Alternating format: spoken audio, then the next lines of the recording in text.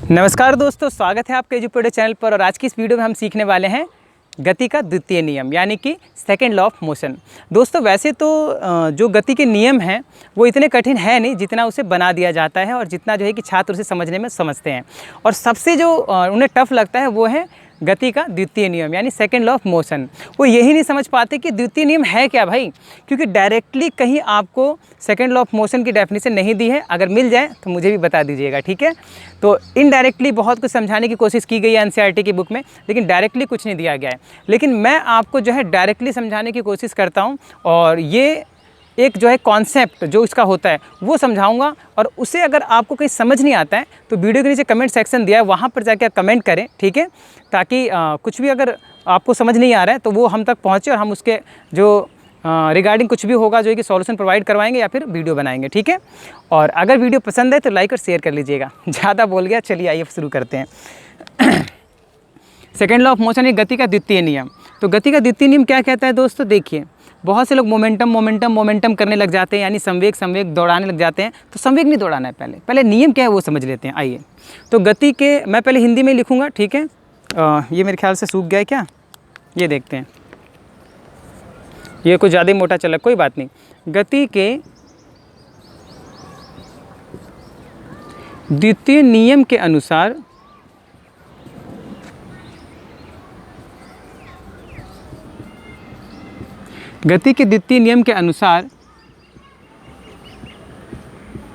किसी वस्तु पर लगाया गया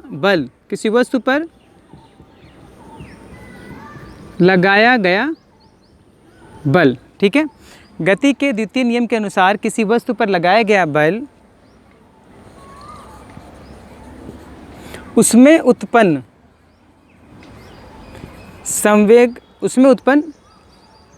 संवेग में परिवर्तन,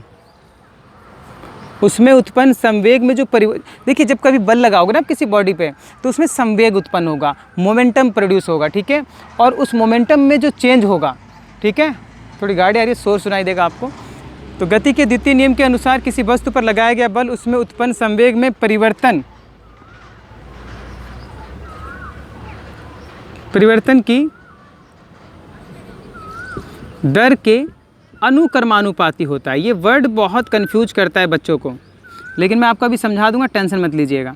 अनुक्रमानुपाती होता है, बहुत प्रॉब्लम में देता है ये वर्ड, जो है बहुत ज़्यादा प्रॉब्लम क्रिएट करता है हमारे स्टूडेंट्स के लिए। तो कोई बात नहीं, अभी मैं इसको समझाऊंगा आपको।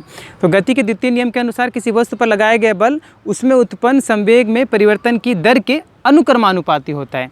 इस अनुक्रमानुपाती का क्या मतलब है वो अभी समझाता हूँ। पहले एक बार स्टेटमेंट इंग्लिश में आपको लिख देता हूँ, ठीक है। तो इंग्लिश में हम लिखेंगे तो क्या लिखेंगे, according to second law of motion, okay. According to second law of motion, okay, गति के द्वितीय नियम के अनुसार द फोर्स अप्लाइड, हाँ देख लीजिए, कहीं देखना नहीं होता, ये इतना पढ़ाया है मैंने, इतना पढ़ाया है कि मुझे बहुत कुछ सीखने को मिला। और जब मैंने इंजीनियरिंग में पढ़ाई की तब मुझे बहुत कुछ सीखने को मिला। तो वही चीज़ आज मेरे काम आ रही है कि according to second law of motion the force applied on a body is directly proportional to, देखिए अनुक्रमानुपाती को इंग्लिश में डायरेक्टली प्रोपोर्शनल कहते हैं, ये जो मैं वर्ड लिख रहा हूँ, इज़ डायरेक्टली प्रोपोर्शनल टू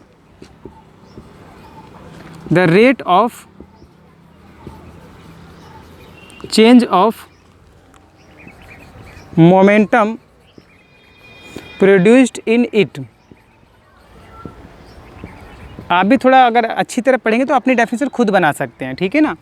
तो according to the second law of motion the force applied on a body is directly proportional to the rate of change of momentum. ये जो शब्द है ना मोमेंटम, संवेग, ठीक है, ये इस पे डिपेंड करता है। नहीं, ये क्या है अभी बताता हूँ आपको।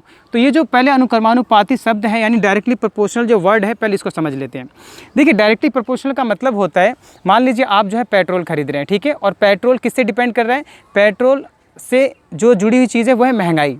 कि अगर पेट्रोल के प्राइसेस बढ़ेंगे तो डेफिनेट सी बात है कि महंगाई भी बढ़ेगी, कॉस्ट क्योंकि हर चीज़ की बढ़ जाएगी। तो वो डायरेक्टली प्रोपोर्शनल हुआ। अगर पेट्रोल के प्राइसेस लो होंगे, कम होंगे तो क्या होगा, तो जो माल ढुलाई का जो खर्च है, जो फेयर है, वो कम हो जाएगा, जिससे क्या होगा कि आपको कम पैसे देने पड़ेंगे। तो यहाँ पे डायरेक्टली प्रोपोर्शनल हुआ, यानी कि अगर वो कोई एक चीज़ बढ़ रही है तो दूसरी वाली भी बढ़ेगी, इंक्रीज़ करेगी। अगर कोई चीज़ डिक्रीज़ हो रही है तो दूसरी क्वांटिटी भी डिक्रीज़ होगी। तो ये होता है अनुक्रमानुपाती का मतलब, और इंग्लिश में कहें तो डायरेक्टली प्रोपोर्शनल का मीनिंग। ठीक है, आई होप कि आपको समझ में आ गया होगा। तो अब ये जो वर्ड है ना, इसको प्रूफ करके देखते हैं क्या कहा गया है कि, और हाँ एक बात और कि ये जो डायरेक्टली प्रोपोर्शनल का साइन है वो ऐसे शो किया जाता है, ऐसे। तो F is directly proportional to the change, rate of change of momentum. पहले चेंज ऑफ मोमेंटम को लेते हैं। चेंज ऑफ मोमेंटम का मतलब होता है दोस्तों, देखिए मोमेंटम क्या है उसको हम समझेंगे अभी विस्तार से, लेकिन उससे पहले आपको ये समझ लेना चाहिए कि चेंज यानी P2 माइनस में P1। मोमेंटम को हम P से डिनोट करते हैं, P से दिखाते हैं, क्योंकि चेंज है, दो मोमेंटम होंगे, एक कम होगा या ज़्यादा होगा, ठीक है ना, दूसरा कम या ज़्यादा होगा। तो यहाँ पे दो मोमेंटम लिया हमने, तो दोनों में क्या चेंज है, एक में से बड़े वाले में से छोटे वाले को माइनस करके ही पता चलता है हमें। ओके, तो हमने ये कर दिया। अब एक शब्द लिखा हुआ, एक वर्ड लिखा है यहाँ पे, और वो क्या है, रेट। इस बात को गांठ बांध लो, दिमाग में जो है फ्रीज कर लो कि रेट का मतलब होता है टाइम। जहाँ भी रेट का वर्ड आ जाए, रेट का मतलब होता है अपॉन में टाइम। तो यहाँ पर हम लेंगे अपॉन में टाइम। ओके, तो यहाँ पर यह आपकी बन गई एक जो है रिलेशन कि F is directly proportional to the rate of change of momentum. ठीक है, अब क्या होता है कि ये जो मोमेंटम है उसका फॉर्मूला मैं यहाँ पे लिख देता हूँ। ठीक है ना, मोमेंटम को हम देखिए फाइनल को mv से लिख रहे हैं और इसको mu से लिख रहे हैं। ठीक है, और अपॉन में क्या लिखेंगे, t। ये mu क्या है इसके लिए मैं अभी समझा रहा हूँ बिल्कुल, लेकिन मैंने पहले सेकंड लॉ को समझाने की कोशिश की, स्टेटमेंट को बताने की कोशिश की है, उसके बाद जो है मैं जो है मोमेंटम पे आ रहा हूँ। ओके, तो यहाँ पर आपने देखा कि P2 को हम लिख रहे हैं mv और P1 को लिख रहे हैं mu। अब दोस्तों अगर आप देखिए यहाँ कॉमन निकाल लीजिए m, और आपने अगर गति वाला यानी मोशन वाला चैप्टर पढ़ा है तो आपको पता होगा। देखिए ये वैल्यू किसकी है, ज़रा ध्यान से याद कीजिए, तो याद कीजिए ये किसकी वैल्यू है। तो F इज़ डायरेक्टली प्रोपोर्शनल हो जाएगा m इंटू ए, एक्सेलरेशन, यानी एक्सेलरेशन की डेफिनेशन है। किसकी डेफिनेशन है, एक्सेलरेशन की। ठीक है, तो ये हो गया। अब क्या होता है ना कि ये जो डायरेक्टली प्रोपोर्शनल का साइन है, इसको हटाने के लिए हम किसी न किसी कांस्टेंट का यूज करते हैं। तो यहाँ पर जो कांस्टेंट है वो क्या है, हम यहाँ पर कांस्टेंट लेंगे F इक्वल के एम ए। तो ये फॉर्मूला बन गया फोर्स का। और एक बात और ध्यान रखिए दोस्तों, ये जो K है स्थिरांक है, उसकी वैल्यू जो है चेंज होती रहती है। ओके, एयर में कुछ और होगी, वाटर में कुछ और होगी, स्पेस में कुछ और होगी। तो इसलिए हम यहाँ पर फॉर एयर यानी कि हवा के लिए, फॉर एयर वायु के लिए K इक्वल टू 1, अगर हम यहाँ पे 1 रखेंगे तो क्या हो जाएगा, 1 मल्टीपल ma। तो इस प्रकार से जो फॉर्मूला बनेगा वो बनेगा F इक्वल ma। तो ये बन गया आपका फोर्स का फॉर्मूला। ठीक है, तो ये फोर्स का फॉर्मूला है, और ऐसे ही ये ड्राइव होता है। मैंने आपको डायरेक्टली ड्राइव करके दिखा दिया। ओके,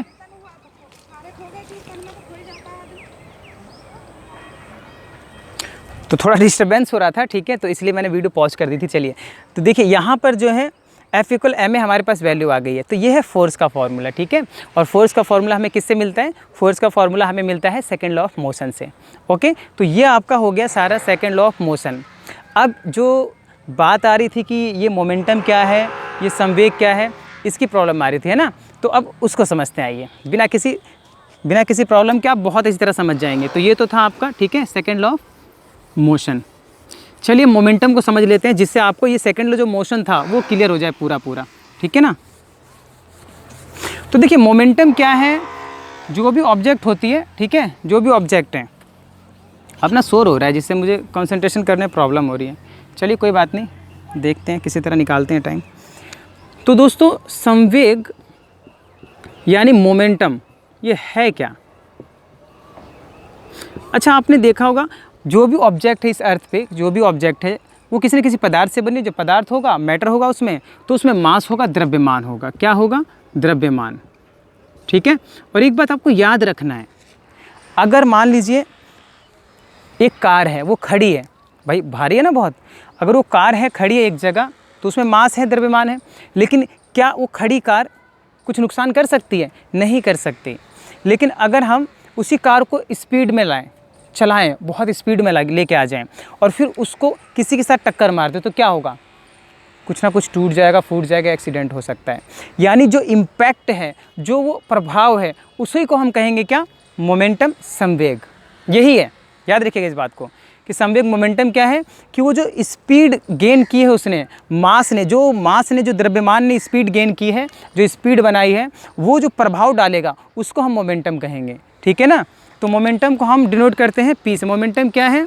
तो यहाँ पे हम लिखते हैं the product of mass and velocity. यानी कि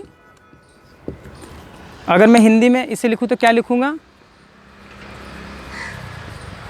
द्रव्यमान और वेग के गुणनफल को, द्रव्यमान और वेग के गुणनफल को हम संवेग कहते हैं। क्या कहेंगे?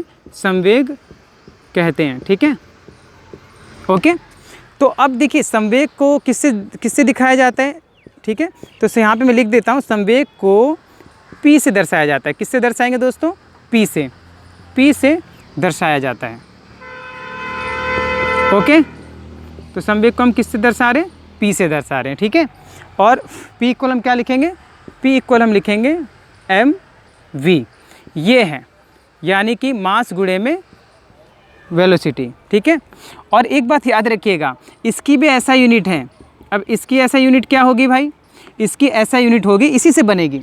मास की ऐसा यूनिट क्या होती है? मास की ऐसा यूनिट होती है kg। और वेलोसिटी की यानी कि वेग की ऐसा यूनिट आप जानते हैं, और वो क्या होती है? मीटर पर सेकेंड। तो ऐसे यूनिट भी आपको पता चल गई, और कैसे बनी है भी आपको पता चल गया है ना। तो संवेग यही होता है कि संवेग का फॉर्मूला होता है P इक्वल mv। ठीक है, जो मैंने लिखा था ना ऐसे कि F इक्वल मैंने क्या लिखा था? P2 माइनस P1 लिखा था, यानी कि mv माइनस में mu लिखा था। तो ये v और u आप जानते ही हैं, इसलिए मैंने बोला था कि पीछे की वीडियो देखना बहुत ज़रूरी है, तभी आपको ये छोटी छोटी चीज़ें जो हैं इसमें ना वो समझ में आएंगी। तो आई होप कि आपको समझ में आया होगा। और वीडियो कैसे लगी दोस्तों, प्लीज़ आप जो है कमेंट करके बताया करें, अच्छी लगी बुरी लगी, ताकि हम अपनी सर्विसेज में और सुधार करेंगे। तो मिलते हैं फिर नेक्स्ट वीडियो में, तब तक के लिए थैंक यू, बाय बाय।